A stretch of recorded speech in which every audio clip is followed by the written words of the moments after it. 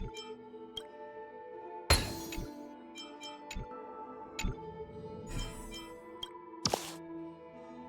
the joyous tour of Toy City has come to an end. Makes me feel sad. Oh, Penacony isn't all bad, right? I'll use this interesting experience as a talking point at the poker table.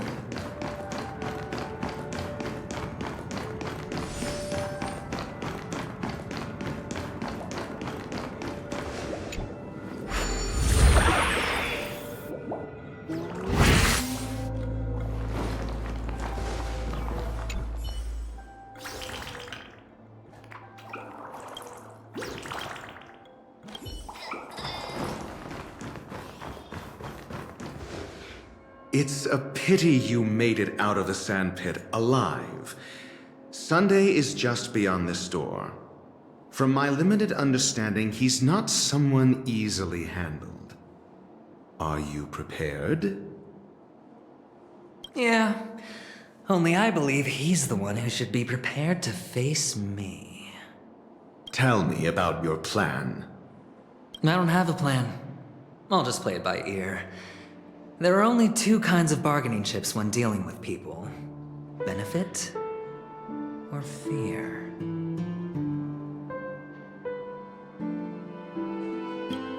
Looks like sincerity isn't in your dictionary. Am I not sincere enough? There's no need to emphasize it. We've got to make good use of death. That man's sister is dead. He won't be able to turn a blind eye, and that's fear. And I'll help him find the murderer. He can't do it due to his status and position, but I can. And that's benefit. On what basis do you believe he's incapable, necessitating the delegation to someone from a rival faction? The IPC? Simple. Because that murderer could very well be a traitor hiding inside the family. Do you mean the Galaxy Ranger whom you accused previously? That was just an excuse, good doctor. There's something wrong with that woman. We need someone who can keep her in check. It's better to minimize the variables outside our control while we execute our plans. Moreover, I need to know her identity. If I'm lucky. She could be an important pawn. And it's good to have more helpful friends when dealing with this matter. But honestly, the murder case is likely unrelated to her. I believe my standpoint. There's a rat in the family. Otherwise, why would Mr. Sunday arrange a private meeting with us? This isn't an interrogation, but a secret negotiation. We'll see. Using Robin's death as a bargaining chip, I'll win back my freedom and power. In the end, I'll ruin this beautiful dream and create the grandest death. If the chance of winning is just beyond this door, even if that chance is close to zero, well... You can't win if you don't play, right? Ah, the charming audacity. To think that you, of all people, might emerge victorious, dear gambler. 3 chips are enough. All or nothing.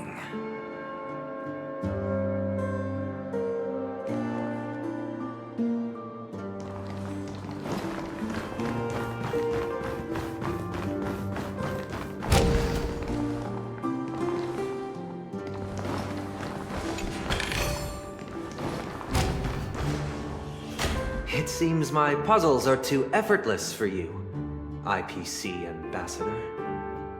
I appreciate your words. And I see you put a lot of effort into welcoming me, Mr. Sunday. However, this is no way to greet a guest. Well, this isn't an invitation, but a summoning. Before we speak, I need to test your character. I imagine this knowledgeable doctor friend of yours has been of great help, yes? Certainly. You ought to know this better than I do. He's already faithfully fulfilled his duties, hasn't he? Yes, the doctor has assured me of your noble character. He considers you, like himself, a virtuous person who can be trusted by the family. I have come to know you very well as a person, Mr. Aventurine. You're diligent, generous, and willing to cooperate. The fact that you succeeded in overcoming many obstacles just to meet me gave me the reason to believe in your wisdom and courage. But there's one thing I must ask you. That is, you've used your wisdom at the wrong place to meet the wrong person and put yourself in a situation where you shouldn't be, witnessing a tragedy that shouldn't have happened. You don't look too well. Am I making you anxious? If not, then it means I'm on your side. If I wasn't mistaken, you'd just made a serious accusation against the family. No, you weren't mistaken. For depravity is creeping in around you. There's no need for us to be evasive. Let's talk about your sister. Your sister's talent is unrivaled in the world of show business. As you know, her voice has been out of tune since she returned to Penacony. What's more disheartening, she can't sing anymore. Who could be responsible for this? Many suspect the culprit is among the outsiders, but I know you hold a different opinion. Now your noble status has become a shackle, preventing you from apprehending the murderer and avenging your sister's death. You're feeling anxious because you're out on a limb. But don't worry, I'm on your side. I'm immensely honored by your concern for me, Mr. Aventurine. Since you're so selfless and generous, I believe you wouldn't ask for anything in return, would you? Well, naturally, you wouldn't incur any loss from this. I just want to reclaim what is mine. My liberty and the personal items under the family's custody, the bag of gift money, and... the box in which the cornerstone is stored. That's right. Cornerstone. I've heard it's a treasured asset of the Strategic Investment Department. A sacred stone that seals the Preservation Emanator, granting significant power, and every liquidation specialist holds one. For an object so precious, it probably comes at an even higher price than other forms of recompense. Well, I'm sure you're aware of the high level of risk I'll be undertaking to bring the truth to light. Mr. Aventurine, when you're out and about, do you always make adjustments to your appearance? Your tie should be on the center line. Your shirt must not protrude from your vest. Your trouser creases should be perfectly straight and always aligned with the tips of your shoes. Of course. But I don't, because it's not appropriate to do so in public. You should make sure everything is presentable and in order before leaving the house. I'm not the kind that takes risks. The cornerstone must be in the custody of the family. No room for negotiation? Please, don't let me turn you down twice. Sure. The gift money is good enough. I suppose you wouldn't mind that. After all, a merchant can't function without a bargaining chip. You compromised quicker than I thought. Unfortunately, it's a gambler that needs a bargaining chip, not a merchant. I can give you your gift money, but before that, I want you to tell me.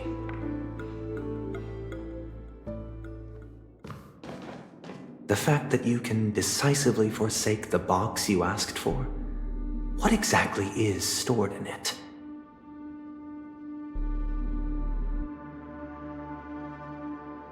Oh, triple-faced soul, please sear his tongue and palms with a hot iron, so that he will not be able to fabricate lies and make false vows. What have you done? Under the light of the harmony, all wickedness is revealed. I implore them to shed their light, and I'll ask you questions on their behalf. Next, you have 113 seconds to prove your innocence and gain my trust. And if I refuse to answer? You can try, and we'll see if the harmony rejects you. Question. Do you own a cornerstone? Yes. What a simple answer. You, too, understand that idle chatter leads only to poverty. Did you hand over the cornerstone to the family when you entered Penacony? Yes. Does the cornerstone you handed over to the family belong to you? Yes. Is your cornerstone in this room right now? Yes. Is your memory free from any kind of tampering or deletion, encompassing but not restricted to the techniques of the Garden of Recollection? Yes. Are you an Avgin from Sigonia? Yes. You even know about that? Do the Avgins have any ability to read, tamper with, or manipulate one's own or another's mind? No. Does it matter? Do you love your family more than yourself? Yes. All the Avgins were killed in a massacre. Am I right? No. Are you your clan's sole survivor?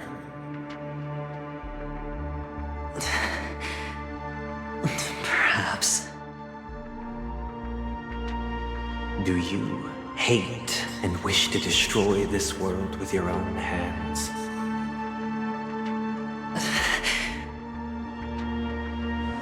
I don't know. Interesting. Now, the final question. Can you swear that at this very moment, the Aventurine stone is safe and sound in this box?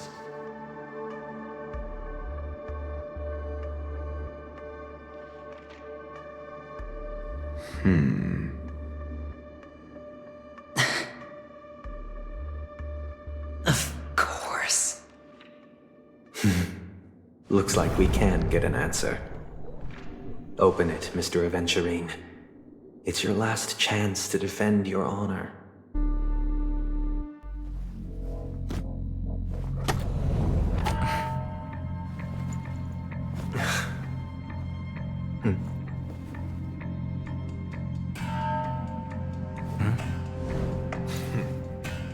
Please.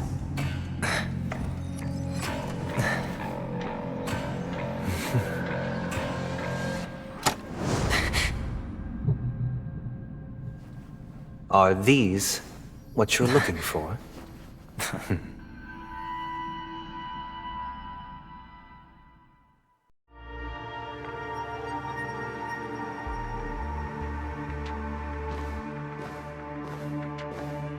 Since you came as promised, learned doctor, does this mean that you are willing to take the side of the family in this farce?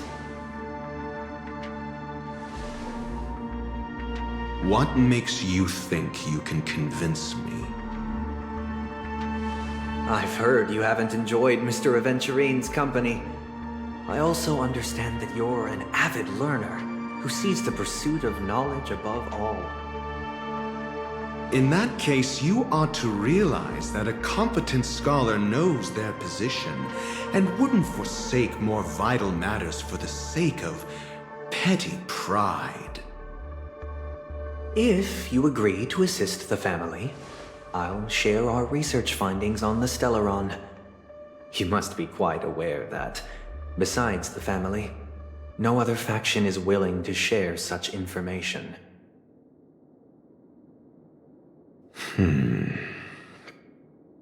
Cut to the chase.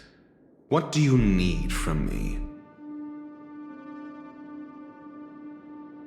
I need Mr. Aventurine's comprehensive plan. Haven't you confiscated his cornerstone? You can't expect a featherless bird to take flight. But I've also heard the 10 elites in the Strategic Investment Department have united, progressing together in the interests of the IPC. You'll have to speak more clearly than that. The cornerstone, which Mr. Aventurine surrendered. Was it really his? You question whether he would entrust you with someone else's cornerstone. The 10 Stonehearts aren't as united as you think. Cornerstones are significantly more precious to them than their very own lives. But you know that he's a crazed gambler. The more vocal he is about it, the more cautious I must be. I never imagined someone would share his way of thinking. Honestly, you should see a shrink. Bring it. The box containing the cornerstone is unique, and only IPC senior staff and related members can access it. But I happen to be among them.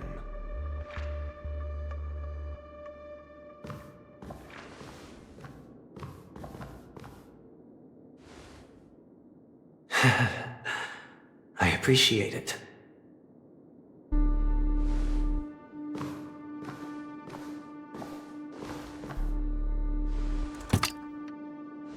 Unfortunately, your guess is correct.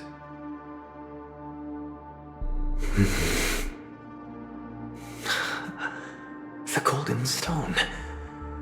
Its color and glow are similar to that of Klepoth's body. This is the very ruse he intends to use to fool you. He won't reveal to you that the 10 Stonehearts chisel their own will into the cornerstones, granting them an unparalleled radiance. And this golden stone is also known as a topaz, not a venturine. And it belongs to Topaz. So, do you wish to confront him? Not at the moment. I'm more interested to know the location of his cornerstone. The safest place somewhere you'd never think of. Because he never intended to hide it. In fact, that cornerstone has been in your hands from the very beginning.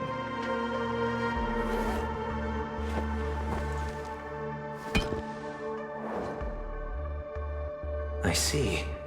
This bag. Mixing a cornerstone, more precious than life itself, with a bunch of worthless jewels, disguised as a gift of money waiting to be confiscated, is indeed in line with Mr. Aventurine's style. Then he makes up some trivial excuse, downplaying the matter, and requests the gift money. This is a gamble, one he's all too familiar with, betting on your single misstep, leading to a total loss. Learned doctor, I am grateful for your help. The family will surely reward a righteous person like you. As for the villain, I hope he retreats in humiliation. It was all thanks to your friend with a keen eye that I could add a blot of utter failure to your storied career. Ratio, you wretch. Finally shown your true colors, huh? Oh, and just to remind you, you currently only have 17 system hours left to live.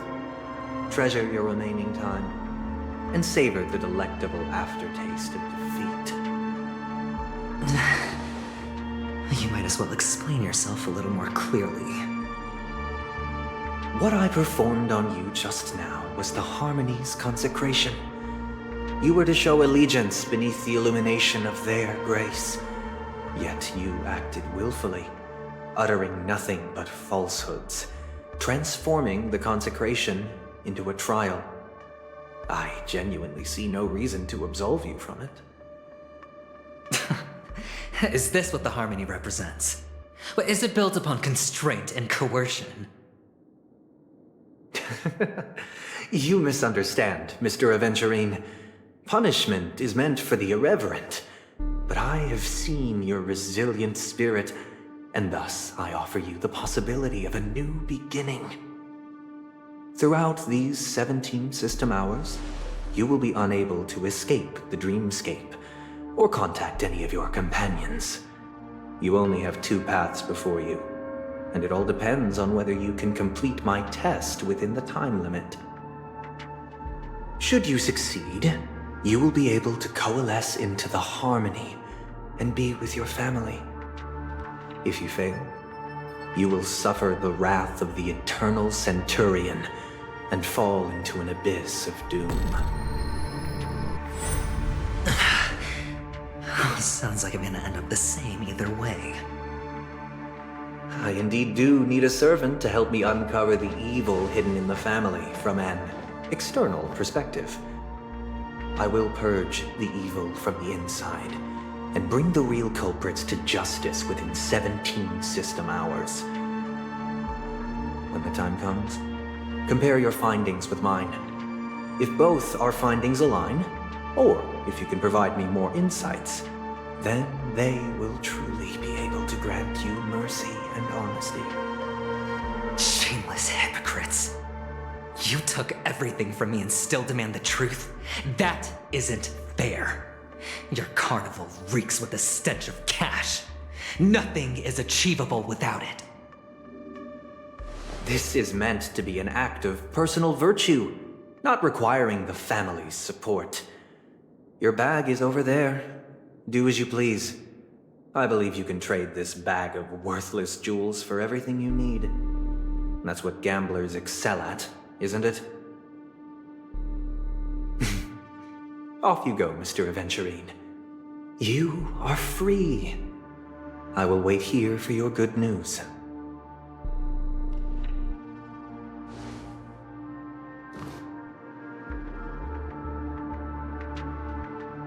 This meeting isn't an interrogation or a negotiation. It's an outright execution. Why would I do that, Mr. Aventurine? I'm just wondering what a passerby who stumbled upon a scene of a murder could have found out. That's all. By the way, before you go, I have a personal question. What is it now? Do you truly wish to bring about the destruction of this world? Kakavasha! Where did you go? Oh, are you injured? I got it back, sister. You went to look for them? That's too dangerous. It's just a necklace. It's neither food nor water. We can survive without it. But I can't live without you, little brother. Promise me not to look for those catechins again, okay? Sister, don't be afraid. The catechins are fools, but I'm smart. I played a game with them, and I won. One? What happened exactly? Tell me. I made a bet with them. The 2 birds in the desert and me. Who will die first? I won. They suspected me of cheating, but I didn't. I won fair and square. Of course you'd win. You've always been a lucky child. Gayathra Triclops must be watching over you.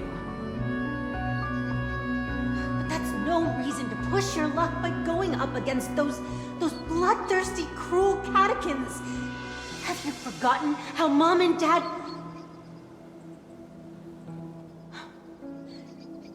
Look, this is just a necklace. But Kakavasha, you are my only family.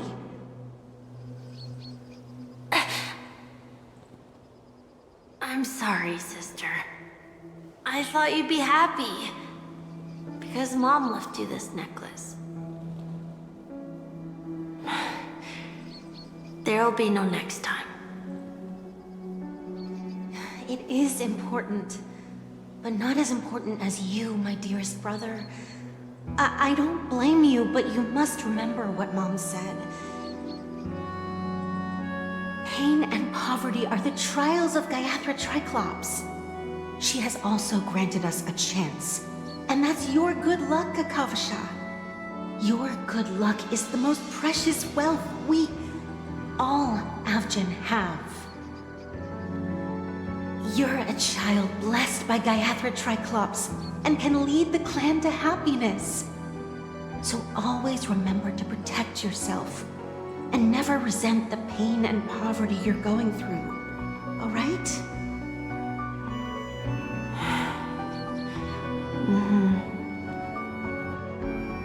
Listen to me and swear to Gayatri Triclops. Okay. We'll swear to Gayatri Triclops to protect this wealth. But sister, Gayatri Triclops was really watching over us. Then why did she not protect Dad when he was swept away by the quicksand? After all, Dad went to the Catechins' land only to prepare for Gayatri Triclops' offerings. And where was Gayatri Triclops when Mom was shivering in our arms? Mom was still pleading for Gayatri Triclops' forgiveness under her breath until the moment she closed her eyes. Sister, everyone praises me for being smart, but I don't get it. If every rain pour was Gayatri Triclops' forgiveness and grace, then how bad were our sins? So much so that we were born in this world of death?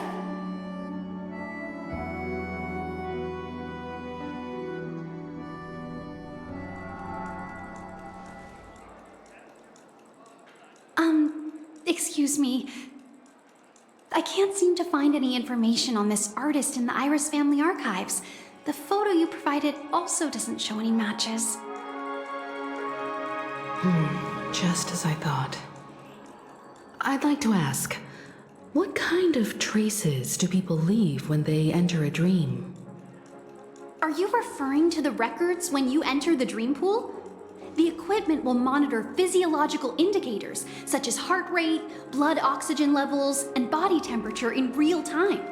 This data will be included in statistics and handed over to the family for the screening of any data anomalies. Immediate action will be taken once any illegal behavior is detected.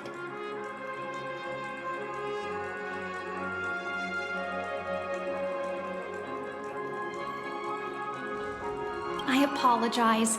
The hotel does not have access. This information is managed by the Bloodhound family. We can only gain access if there's a problem. Looks like nothing can be found here. At least we know who to look for next. We can ask the Bloodhound family for information. Thank you for your assistance, Miss Allie. By the way, is Miss Robin doing fine? We are looking forward to her performance. Fine? What does that mean? Is there something wrong with Miss Robin? The preparations for the Charmony Festival have been proceeding smoothly, so I guess things are pretty good. I believe she will be able to put on a spectacular show for all of you. I'm sure. Sure enough, no one knows about Miss Robin. I'm not surprised. But that Miss Firefly is truly mysterious. There's no information on her in the hotel system. Even if she's a stowaway, she should have a disguised identity after entering the planet. She's also in the running for the legacy. How is she going to sneak into the dreamscape unnoticed? Is there any other way to enter a dream? Besides the hotel room's dream pool? The Memo Keepers have abilities that are difficult for normal people to comprehend. In the memory zone of Penacony, they thrive effortlessly, a fact proven to us by Black Swan. The hacker girl from the Stellaron Hunters used extraordinary means to unlock the Dreamscape Hotel's seal.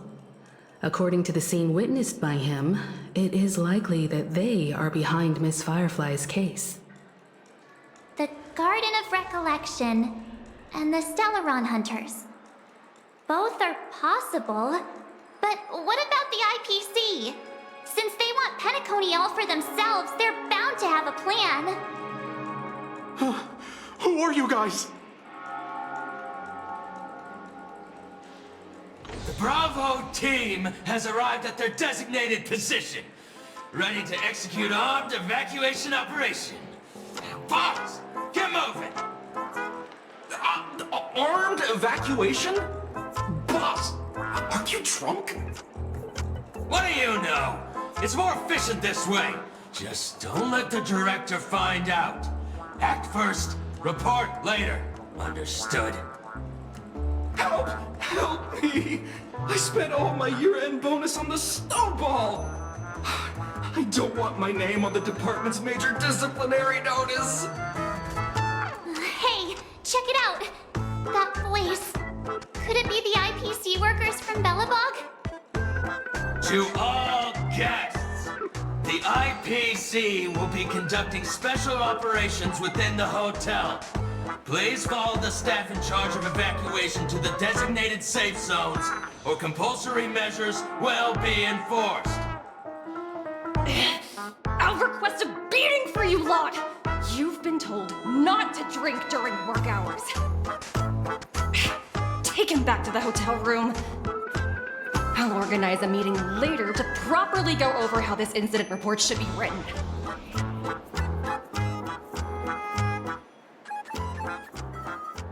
Miss Topaz? I never thought I'd run into you on Penacony. Oh, long time no see, Astral Express crew. Aventurine has told me a lot about your happenings.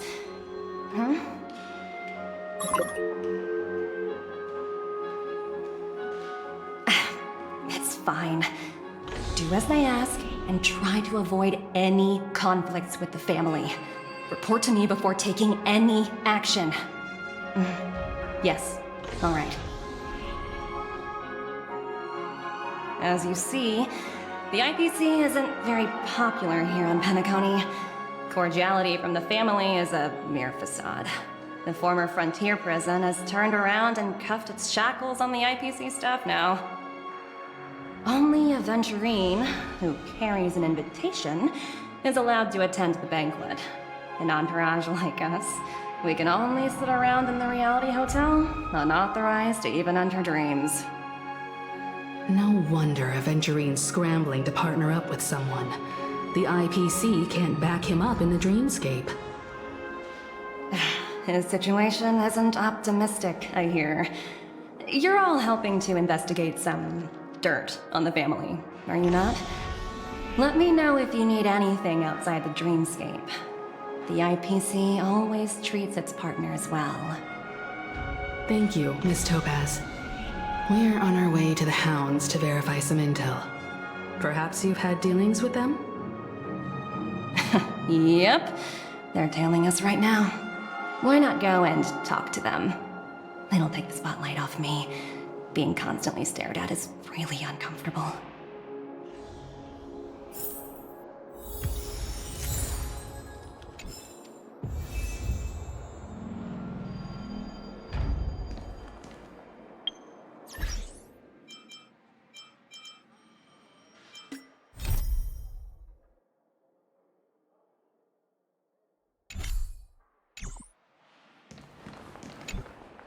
How does it feel to be in business with Aventurine?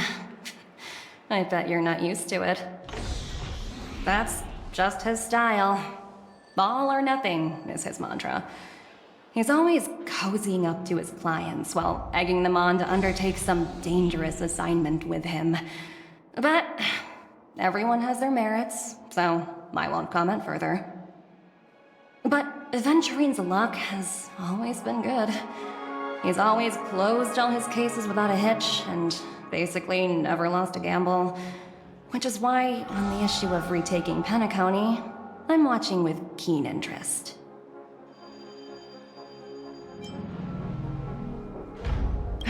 Of course. It's business after all. What's important is where you're seated at the table. As for the 2 cases, apologies, but I don't have much info on them either. All I can do is ask you to keep digging for more details.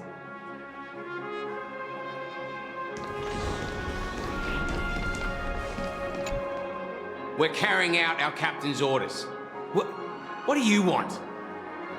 We made a mistake last time, and we're working hard to rectify it now.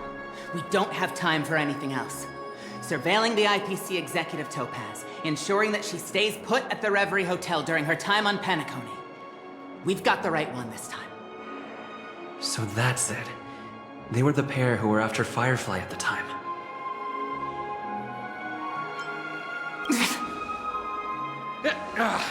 It's you again. Back for more trouble? We're not afraid of you this time.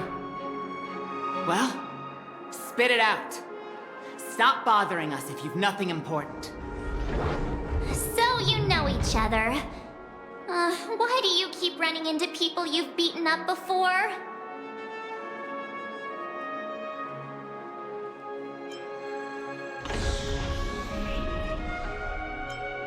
That's right.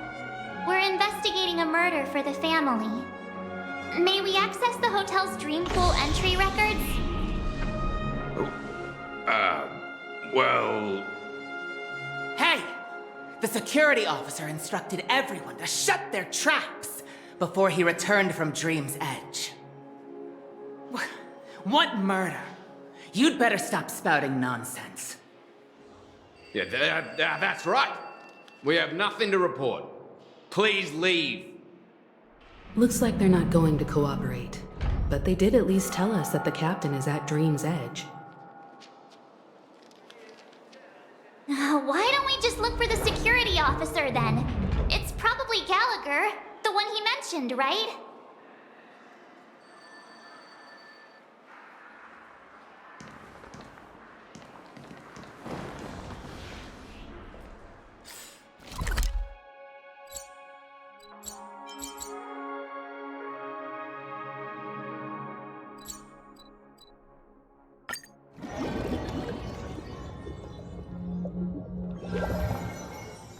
Such tight security. I bet they're stumped by the case as well. Gallagher. Gallagher. Where could he be?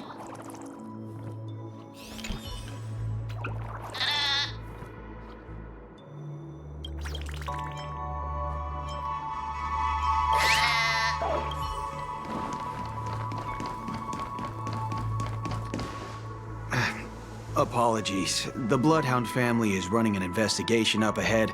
No unauthorized personnel allowed. Hold on a minute. I think I've seen you before. The gray-haired one. How much trouble have you stirred up exactly on Penacony?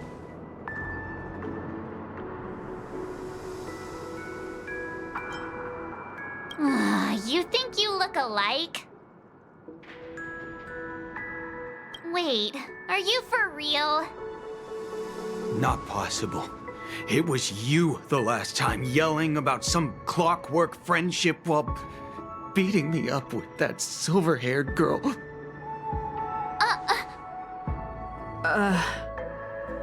I'm not letting you get by this time. Please leave, or I'll have to get on my knees and beg you. Huh?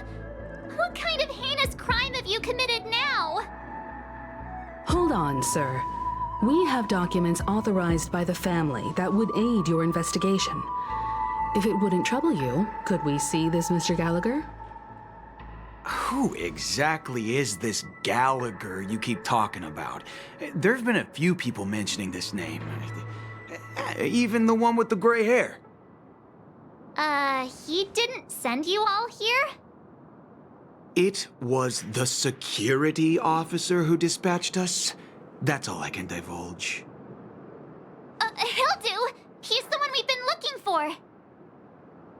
Sorry, no can do. The boss said that since it's a matter of the family's reputation, no one's allowed through. Everyone, please leave. There's really no need for us to make things difficult for each other, right? We're really sorry for troubling you. Let's think of another way. Another way. That's it! Didn't they say something about that? What was it? Clockwork? That got this guy to change his mind. Can you perform it again? That, clocky magic.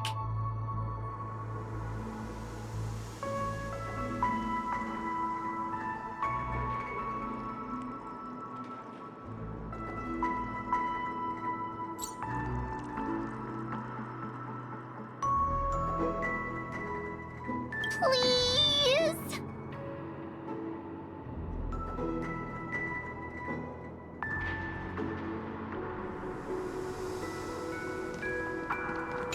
Sorry, no can do. The boss said that since it's a matter of the... Everyone, please leave.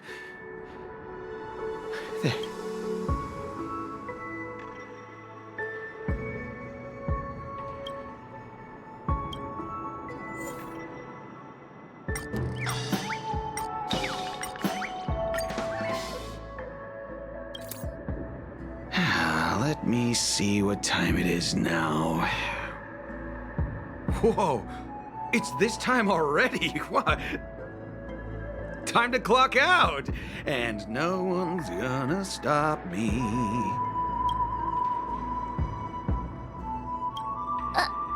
What? Huh? This clockwork trick of yours, it's kinda dangerous. At least he won't be getting in our way again. Let's go find that Gallagher and ask him the intricacies of the case. I was wondering what all the commotion was. Huh. Oh, it's you guys. Welcome. Since you made it here, what can I do for you? Hello, Mr. Gallagher, sir. Judging from your tone, it sounds like you were expecting us. Miss Himiko, you're too polite. There's no need to call me sir. Mr. Gallagher, you even know my name. Of course I do. You folks are from the legendary Astral Express and honorable guests of the Watchmaker. I had an encounter with this gentleman in the golden hour. I remember that little silver-haired girl was there too. I'm sorry for what happened to that kid.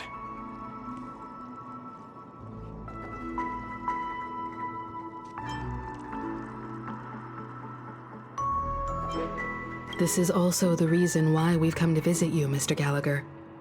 The Express can't just overlook the death of that child. So we've decided to help the family get to the bottom of it, in the hopes of getting justice for her. The Nameless involved with the family. What an unpredictable twist of fate. Why?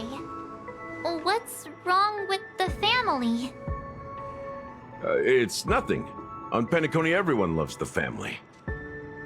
No matter how much one resists the beautiful dream, when the time comes, they too will find it hard to let go. Who wants to leave a warm nest? Just idiots, little kids, and inebriated fools. Mr. Gallagher seems to be getting at something. Well, you got it wrong. I'm not. You want to discuss the case? Sure, come with me. This is not a good place to talk. Let's go elsewhere.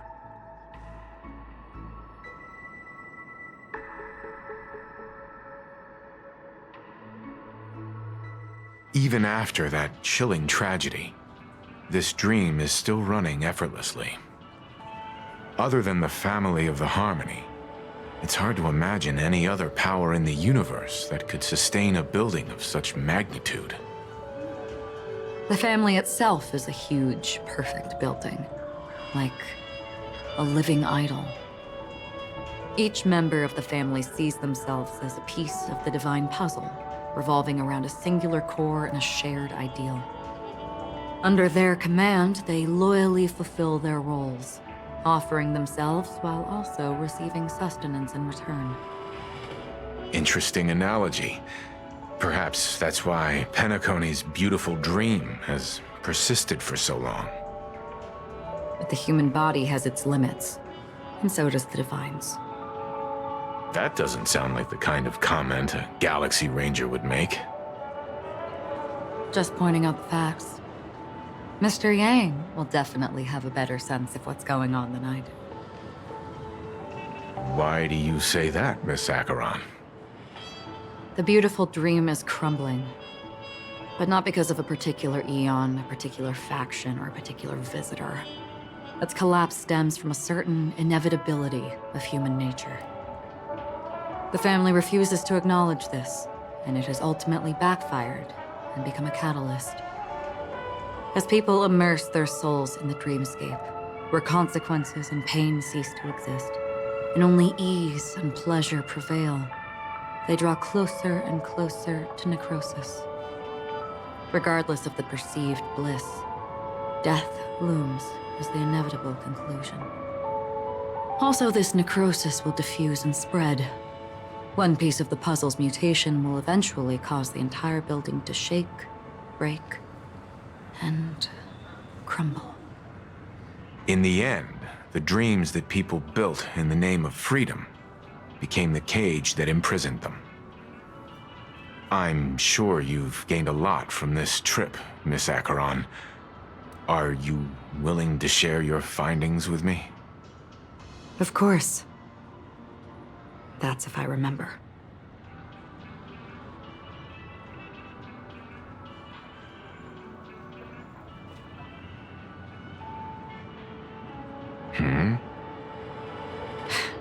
Don't mind me. It's just a habit.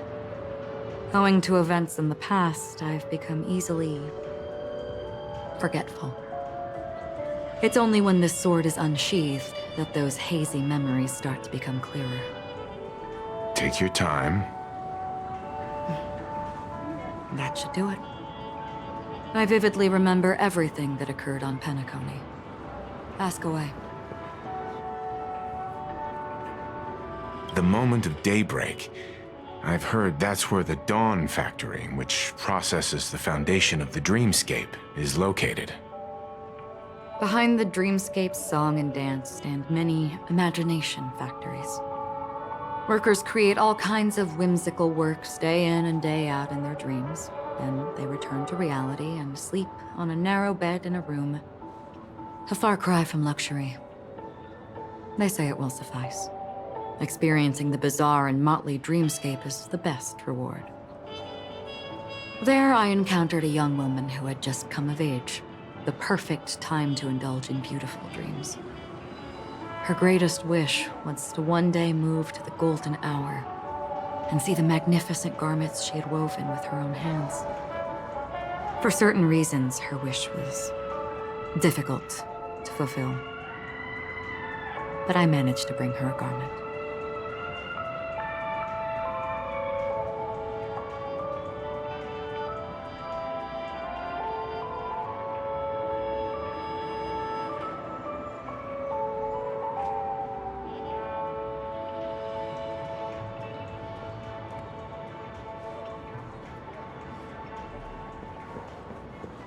Gilded Hour.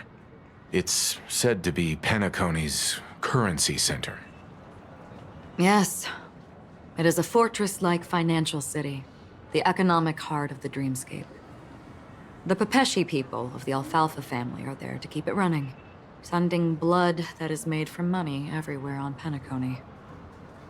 Everyone there is exquisitely dressed and always in a hurry. The greatest wish of the local Pepeshi people is for their future generations to work in the Gilded Hour. I've never met anyone who is willing to talk. I could only stand at the crossroads, watching crowds of people hurrying like the wind through the jungle of steel, only to deposit the alfalfa credits that they'd earned into the bank's vault. I don't know if they would open the vault door, but before I left, I witnessed a well-dressed Pepeshi person plummet from the sky, while those around him continued on their way, unfazed. I hear the Blue Hour is very romantic. Do you have any tales to share? Perhaps Mr. Yang has heard. There is a large boat called the Eventide, anchored along the Sea of Dreams, where soft music and dancing persist endlessly every night. I ran into a wizened lady there. She was at the dock, waiting for her long-departed lover to return, waiting for countless hours within time that stood still. In the humid sea breeze, she spoke of her own youth. Like many who desired wealth and love, they came to Penacony to pursue their dreams. Alas, her lover's consciousness was lost in the dark depths of the Sea of Dreams. Finally, she suggested we continue our conversation on a boat in the shallows. I agreed and boarded the boat with her. But she never said anything. Her eyes absent-mindedly gazing at the horizon for what seemed like forever. Finally, we retreated to the beach. The dreamscape of chic, luxury, and consumerism. The moment of dusk. My companions have been there too. Then you all must have seen those who are attempting to realize their dreams. Or have realized them. Scattering money as if it were dust and betting it on all or nothing. Everything has a price, and everything can be bought or sold. Even dreams themselves. I saw an Intellitron there, who was preparing to auction himself. When someone wins a bid, under stipulated periods and rules, he would do the buyer's every bidding, becoming that person's very possession. That Intellitron had been auctioned off a dozen times, and I participated in his 13th. That was the grandest banquet I had ever attended. But never again did anyone cast another glance at him. This time around, there were no successful bids for him. This is what I've seen and heard along the way. Someone once said to me, Penacony wasn't like this a long time ago, nor should it be. I've traveled through the reality and dreamscape of the planet of festivities, watched the tides of night rise and fall when time stopped for people, where the spirits of the rich and impoverished remain forever fixed on their own scales. This is why I think the collapse of the beautiful dream is inevitable. There might be a way to change everything. Perhaps. But if this is indeed the world that people desire, if this is precisely why life chooses to slumber, should we still seek to change it?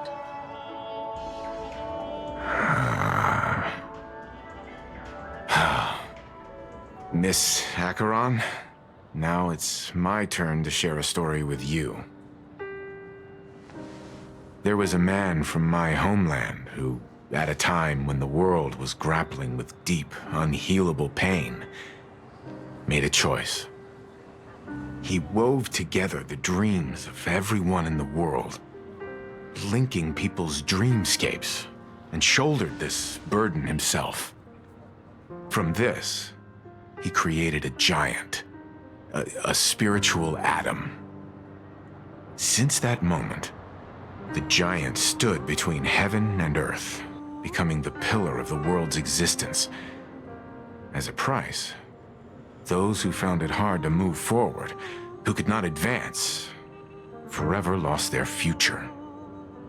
They slumbered in a dream devoid of disaster and pain, living out their days peacefully in the man's created utopia. And it is because of the wishes of those people who wish not to awaken that this spiritual atom became unbreakable. And yet, you stand here right now, which also means that man failed. Because people must always move towards the future, even if human weaknesses make them pause when they truly cannot move forward. Humanity will eventually seek a way to save itself. And that man, he was never a failure. Like everyone in that world, he etched the possibilities of human nature into his heart. He was the sun chaser of legend, soaring towards the sky, and embracing his final victory with his fall. He ascended to heights uncharted, only to come face to face with the sun, a place not visited by anyone before. His wings would melt because of it, only for him to fall into the sea. And after that, countless others would surpass him, soaring to even greater heights. A fitting metaphor for the Nameless's trailblazing spirit.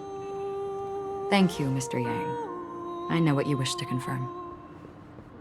The universe has innumerable similar, yet different worlds. In these worlds, there are innumerable people who look alike, yet don't. I too have embarked on journeys, encountering old friends with familiar faces on different worlds, witnessing their destinies follow paths similar to mine. So I will tell you, even if not completely similar, the story you just told, it overlaps with my past. And within that abyssal dream, I ended that man's life.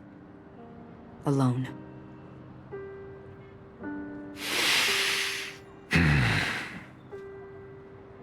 I am not who you think I am.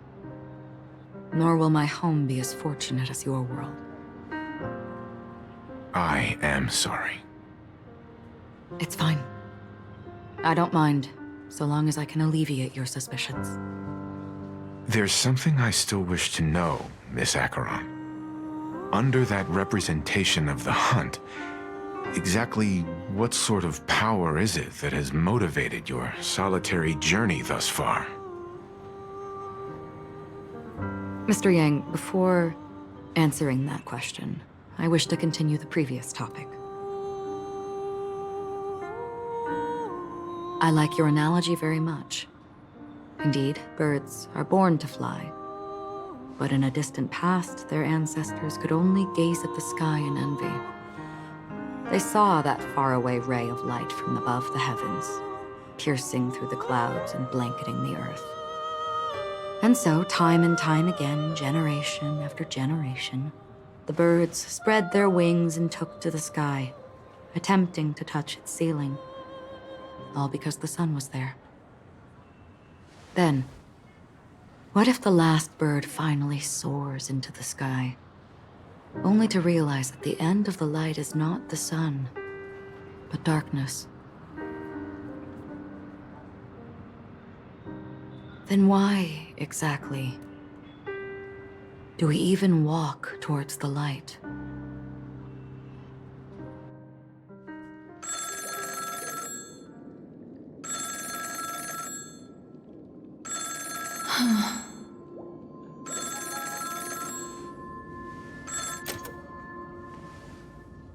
Long time no see. Having fun on Penacony? Acheron? This voice, it's not Constance. Could it be her companion? Though I don't know exactly what you are, or what you're up to, my bullets will find you. Until then, you best find a casket store on Penacony and ask the owner to reserve a good quality casket for you, imposter. Imposter? I see. She gave my whereabouts to someone who's tracking Acheron too. Who are you? Huh? Did I make a mistake? Who the fudge are you? I'm the Garden of Recollection's memo keeper. Not bad. This is the kind of tough challenge I like. You that imposter's bodyguard? Never mind. It's fine. I'll leave a round for you. So get that forehead clean and wait for me. I don't know what you're talking about, but you know Acheron, the Galaxy Ranger, yes? I have something to ask you. Are you asking me to write your will? Sure. Go ahead. Not quite. I only want to ask, how exactly did she become a Galaxy Ranger? She's clearly not a path strider of the hunt, but you are, aren't you? Tell me, what's Acheron's deal? Sure. Never thought I'd come across an ally. Fudge, what a stroke of luck. Well, I'll be on Penacony soon. Memo keeper, go buy a bottle of his Donna's White Oak and warm it up. And I'll raise a glass to you. That lady's passed. Well, nobody knows. But if all you want is a simple answer, sure, you best get a chair and take a seat. That woman, named Acheron, is an emanator who should not exist.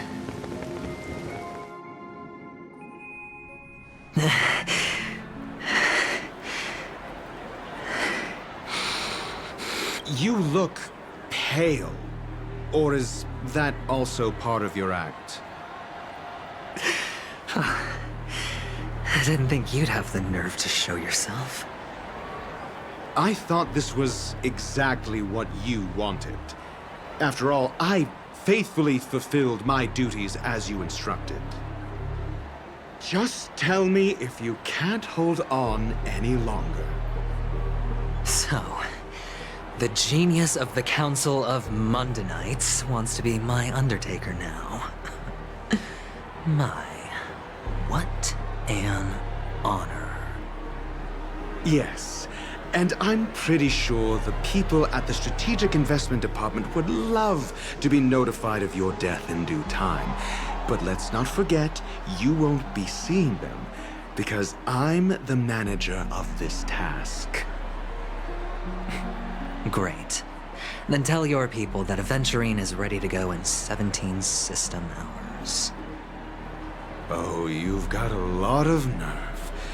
How exactly do you plan on completing your task while your hands are tied by the Harmony? Well, my conversation with Sunday convinced me that there's a traitor in the family, and that they hold the secrets of Penacony. So, I took the opportunity to set everything in motion. I even managed to recover the gift money. Things haven't gone this smoothly since I walked through the doors of the Reverie. Now I'm only one step away from victory. Let's just wait and see. Sounds like a very elaborate way of saying that you failed. That's all I can say. Have you forgotten, Doctor? You betrayed me. Go.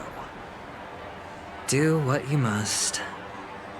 I look forward to the sight of the IPC fleet surrounding Penacony. You've achieved what you desired, haven't you? That's true, but what's your plan?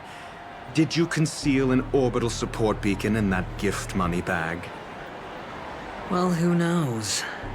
Maybe that's why I'm handing out cash even when I'm about to bite the dust. You are indeed a gambler. An insane one at that. Maybe I am. Who knows? Fine. Here, take this. Open it when you're on your last legs. You'll thank me. What's this? Medical advice?